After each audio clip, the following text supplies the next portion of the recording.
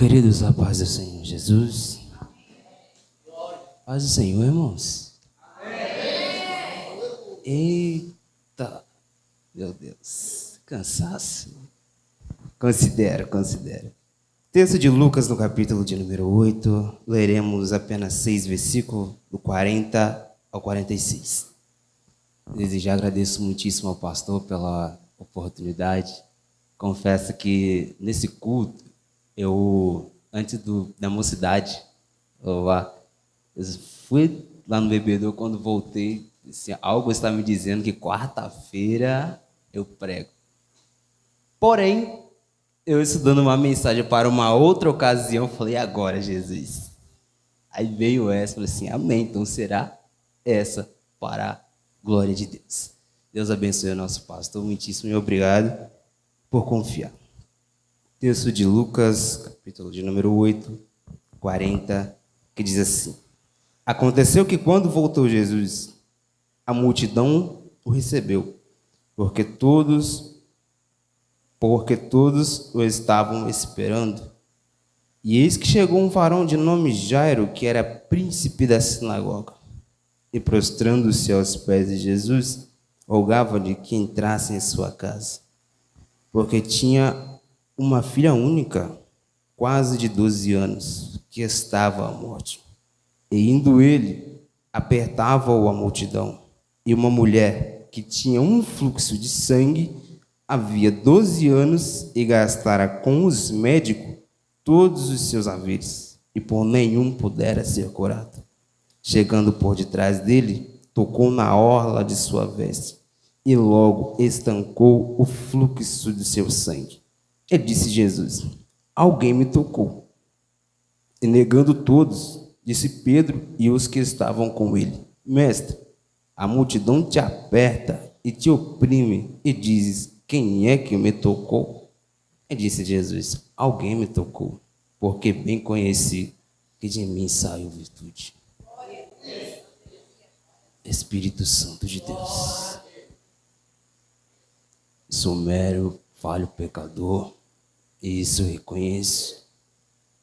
Mas aqui, diante desta palavra que o Senhor me confiou a ministrar para esta igreja, Deus, é necessário que a sua virtude também esteja em minha boca, Deus, para pregar essa palavra, atingir os corações, transformar, libertar, salvar, seja lá a obra que o Senhor queira que seja feita nessa noite. Mas de uma coisa eu sei, Deus, que tudo que acontecer aqui é para a honra e glória do teu santo nome.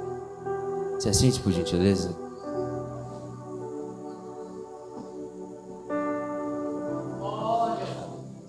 Obrigado.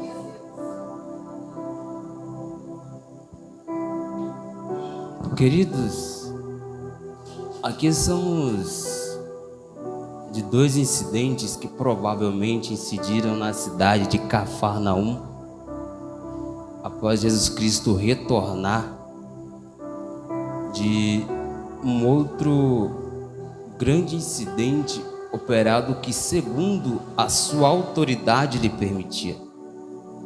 Essa cidade, que é palco de muitos acontecimentos, que muitos não foram registrados, mas os poucos que foram registrados nos dá luz para entender um pouco mais sobre Jesus Cristo e consigo seus feitos. Aqui esperava certa multidão para obter de Jesus Cristo certo algo. Porém, entre essa multidão de pessoas comuns, então chega um chefe da sinagoga, que provavelmente conheceu um feito de Jesus Cristo quando curou a mão daquele homem que estava errado, quando chamou no meio da sinagoga e assim fez o milagre. Isso aqui é muito interessante, me chama muita atenção, porque a única exceção dos chefes da sinagoga, dos mestres que havia em Israel, que conhecer a virtude de Jesus Cristo. O outro que chegou a conhecer foi ter com ele à noite. Assim descreve o texto de João no capítulo de número 3. Então, quando Nicodemos, ele saindo à noite de fininho, escondido, para que ninguém o visse, porque Jesus Cristo era considerado um cidadão vil, desprezível. Então, como que um cidadão proeminente estaria relacionando com alguém assim considerado? Então ele vai de noite, tem uma prosa com Jesus Cristo. Na mentalidade dele, com toda a ciência, com todo o intelecto aguçado que ele tinha sobre as leis judaicas, sobre o judaísmo, ele pensara conhecer a Deus. Então ele chega e pergunta: bem sabemos que és mestre em Israel. A primeira coisa que Jesus Cristo faz é adverti-lo. Como que ele conhecia Jesus Cristo? Se o lema que eles pregavam, a vida que eles viviam era: faço o que eu digo, mas não faço o que eu faço. Os mesmos, até então esse, era participante de um daqueles que só para o sábado foi instituída mais de 2.000 leis. Isso é, fora dos 613 preceitos dados a Israel por Moisés. E isso se tornou um fato. E para esses, Jesus Cristo era antagônico.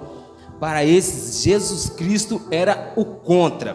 Para esses, Jesus Cristo era o conspirador. Aliás, quando a igreja foi perseguida, isso foi por judeus comuns. Mas Jesus Cristo, quando morreu, foi pelos mestres que pregava: esse aí, filho de Deus, temos que tirar ele.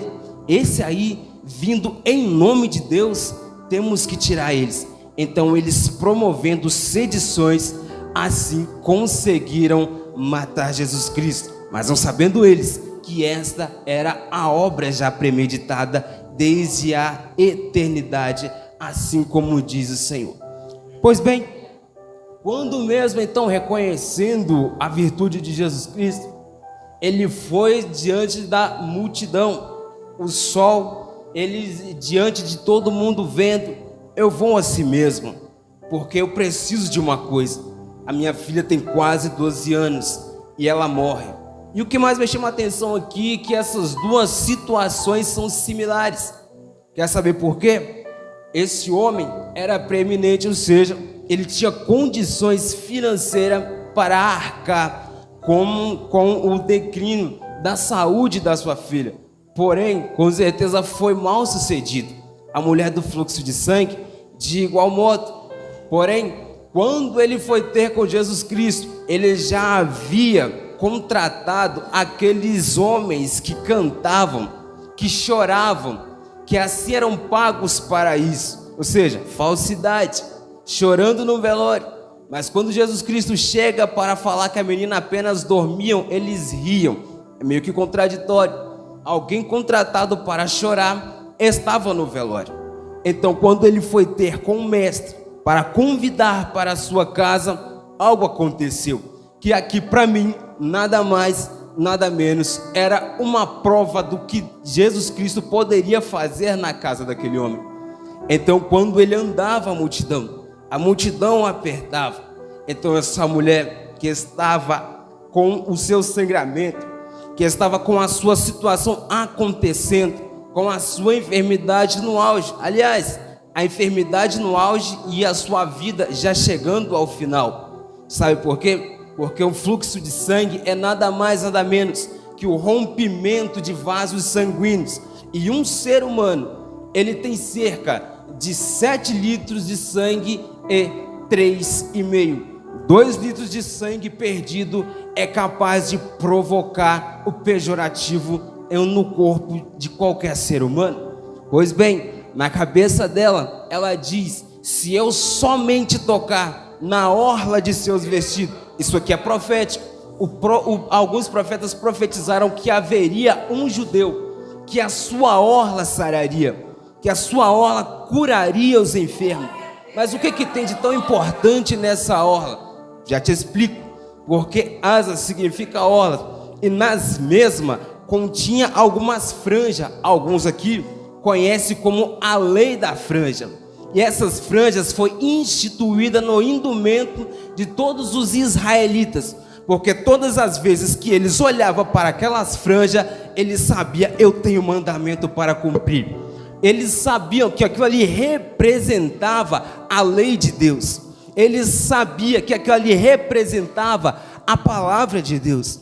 Então essa mulher, a primeira coisa que ela fez foi tocar na orla do seu vestido. A orla era aquilo que sustentava, aquilo que todos os judeus culturalmente olhavam e falavam: ali porta um homem a palavra de Deus. E já aqui eu te deixo algo: quer ser curado? A primeira coisa que deve tocar é no mandamento de Deus. Quer ser curado? A primeira coisa que qualquer indivíduo deve visar é o mandamento de Deus. Quer saber por quê? Porque a cura emana da palavra, a vida emana da palavra, a cura emana do mandamento de Deus, a cura emana da palavra de Deus.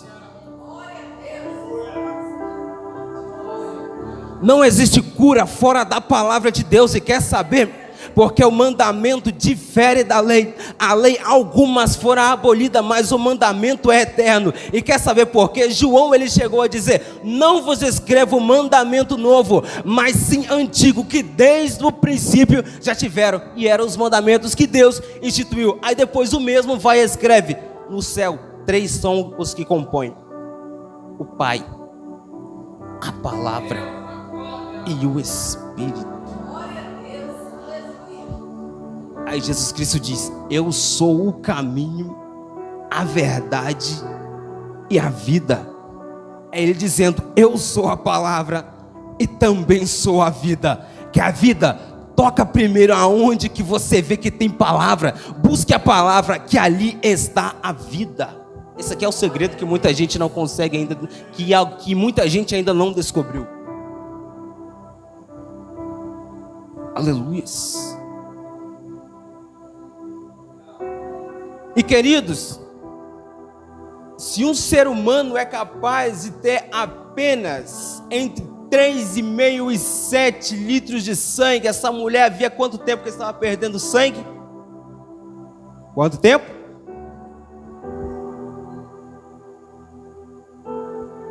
Uma mulher saudável, adulta, medindo 1,42 m, ela pode portar cerca de 5 litros de sangue. Então, como que essa mulher conseguiu viver 12 anos sem chegar no estágio final? A resposta está em João, capítulo de número 9. Quando Jesus Cristo chega para os discípulos e é indagado: mestre, o que os pais deles fizeram?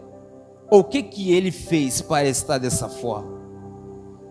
Jesus Cristo vira e diz: nem ele e nem os seus pais pecaram, mas assim é para que a obra de Deus se manifestasse.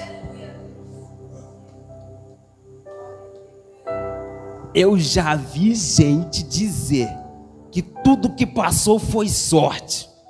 Enfrentando balas é sorte, acidente, sorte. Mas eu, que passei por muitas coisas, entre acidente e enfermidade, eu digo: sabe por que eu não morri? É porque algo de Deus tinha que se manifestar aqui.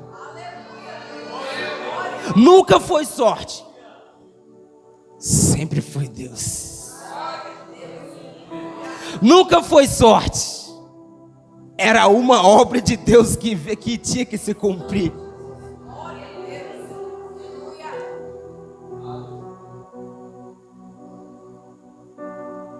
Eita glória, isso aqui é forte. Entenda uma coisa: suas habilidades, aquilo que você sabe fazer de melhor, nunca garantiu o seu livramento da vida. Simplesmente sai daqui entendendo hoje que tu está vivo é porque algo de Deus tinha que se manifestar. Eu acho que eu estou pregando para pessoas aqui que já passou por cirurgias de risco. Eu acho que eu estou pregando para pessoas aqui que já recebeu livramento andando na rua, mas até hoje apenas glorificou a Deus pelo livramento. Mas entenda aqui uma coisa, que todos esses livramentos aconteceu foi para que a obra de Deus se manifestasse uma hora em sua vida.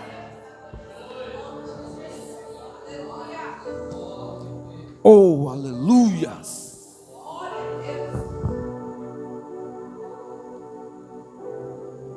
E o melhor é que o texto ele chega a dizer claramente que ela procurou a medicina. Nessa época, depois de Cristo, começou então uma certa revolução humana, assim chama, de aculturação de nações, tanto que o mundo herdou de Israel a cultura judaico-cristã. E há pouco tempo antes, uma das maiores bibliotecas que já existiu, e também chamada de formação acadêmica, a Biblioteca de Alexandria,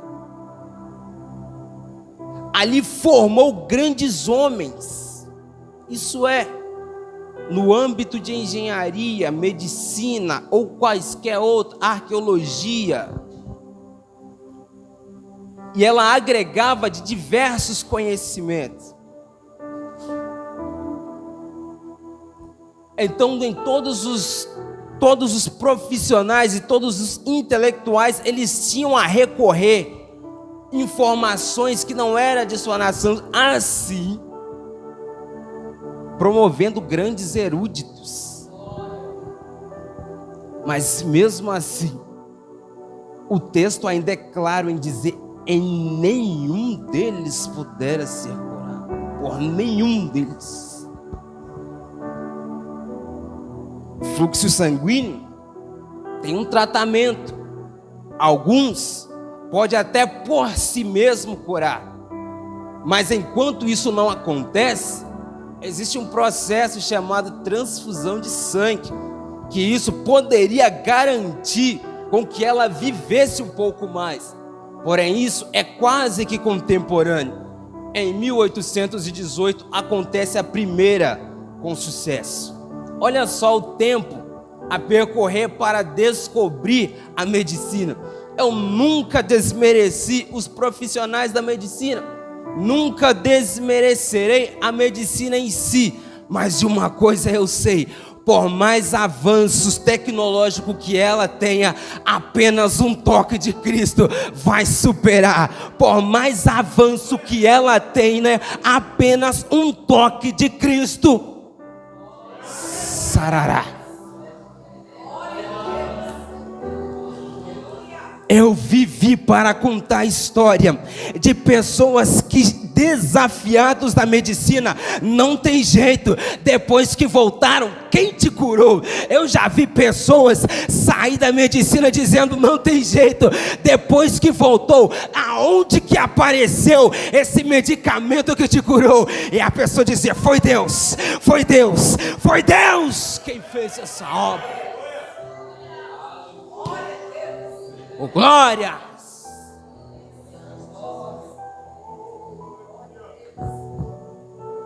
Meu Deus!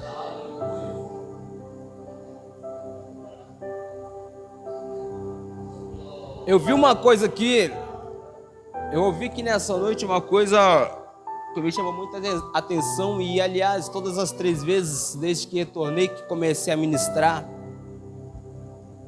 algo fora falado que confirmar a mensagem que é assim que eu ia pregar. O nosso presbítero disse sobre fé. Exato. Fé é o firme fundamento das coisas que não se veem, algo assim que está escrito no texto. Todos os milagres acontecidos, entre esses, é necessário fé. Sabe por quê? Porque o texto que assim diz que fé é o firme fundamento das coisas, Ele diz mais: e por ela muitos alcançaram testemunho. Isso aqui me chama muito a atenção,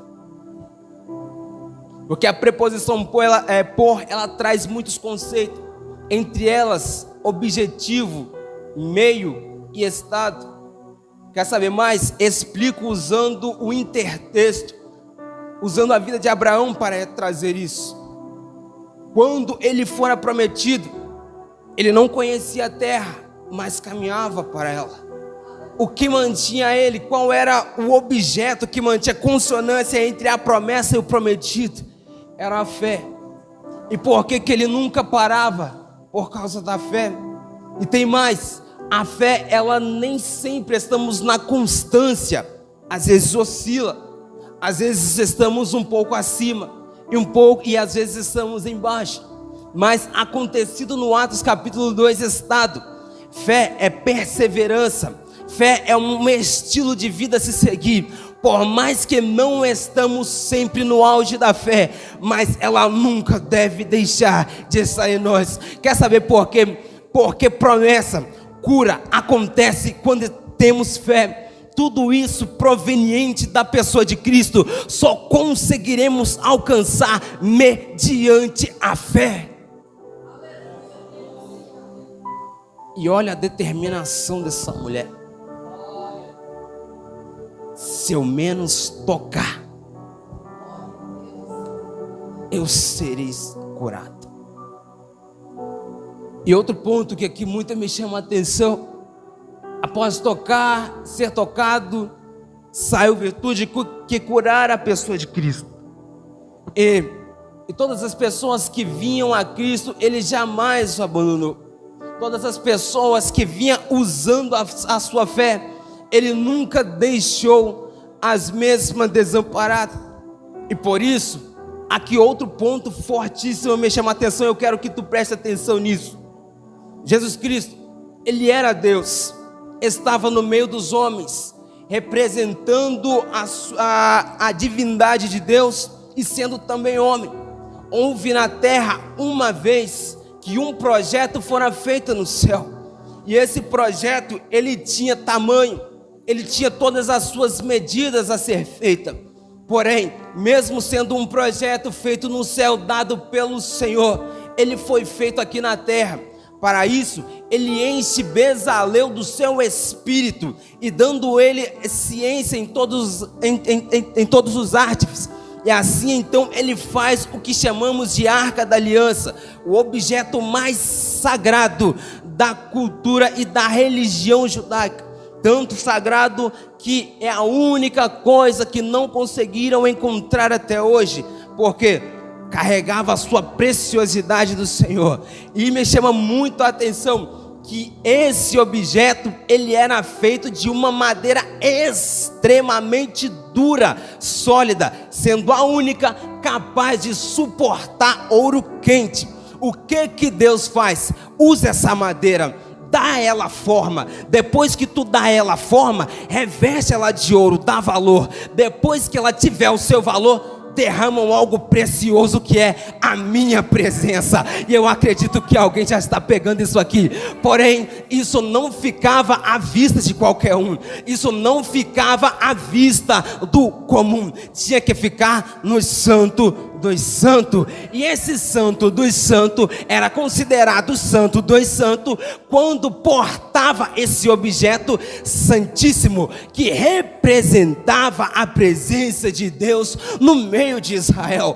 Porém, por mais santo que era, tinha proibição, não poderia ser tocado. Um objeto que teve seu projeto no céu, feito na terra, foi nele aplicado uma sacração, e nele não poderia ser tocado, porque toda vez que alguém tocava e era ilícito, esse morreria. Lembra de usar? Foi apenas fazer um objeto, foi fazer um gesto gentil, acabou morrendo por sua gentileza. Ou seja, era o mesmo que Deus está dizendo: a minha presença está no meio de vocês, mas tem limite para vocês, não toque nela. A minha presença está no meio de vocês, não toque nela, porque tem regra, apenas o sumo sacerdote entra uma vez e apenas oferece sacrifício para si e pela congregação. Depois disso, não entra mais. Aí quando chega Jesus Cristo,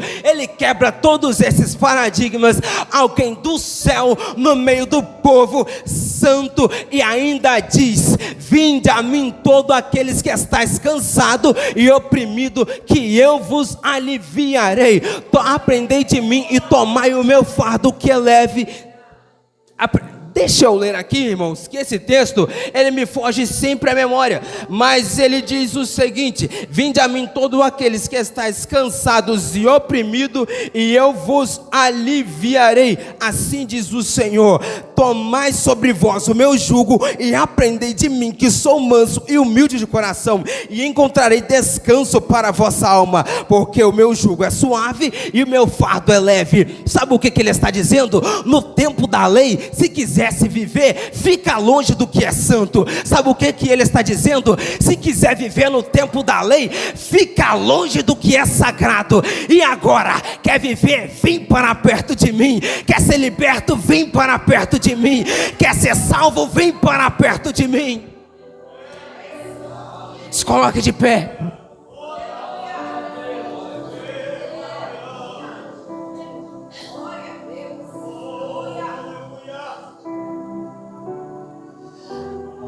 No dia que os filhos de Arão não entraram no Santo dos Santos, mas entrando no santo lugar com fogo estranho, morreu.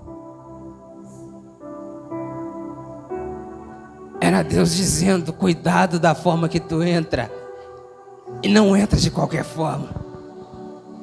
Aí Jesus Cristo chega: vem, endemoniado, mas eu vou te libertar. Vem, enfermo, mas eu vou te curar. Vem, oprimido, que eu vou te libertar.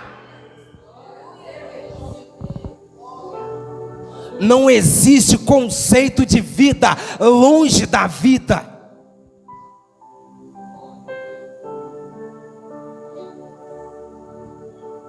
Oh, glórias. Fecha seus olhos, por gentileza.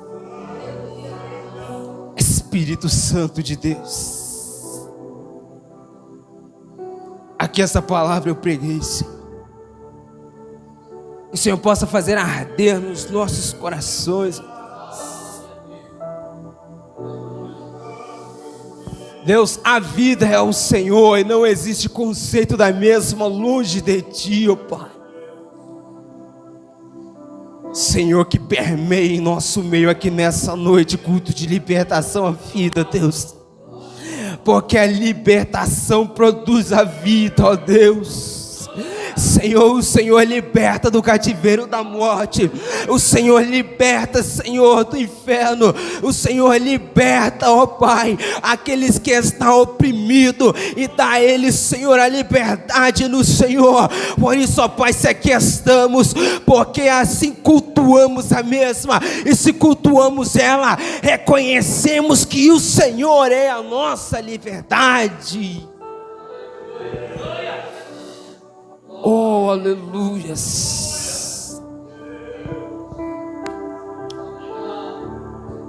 Derrame sobre esse povo, Senhor, liberdade divina. Que não venhamos ser oprimidos, porque todas as nossas enfermidades o Senhor já levou, todas as nossas culpas, ó Deus. E se tem alguém aqui, ó Pai, que está se martirizando, dá a ela vida, dá a ela direção, e assim libertando, ó Deus, dando visão, Senhor, porque fé para isso nós temos, em nome de Jesus Cristo. Que Deus abençoe a igreja.